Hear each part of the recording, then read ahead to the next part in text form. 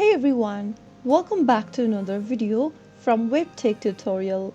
In this episode, we will be learning how to log out of your AOL Mail account using a web browser. So let's go ahead and dive into the video. First of all, launch open a web browser. Type in mail.aol.com and press enter to end up in the official site of AOL Mail.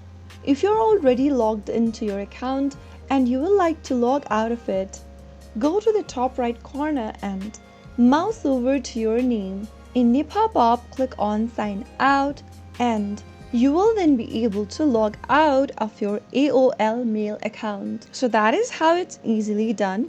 If you found the video to be helpful, go ahead and give us a thumbs up.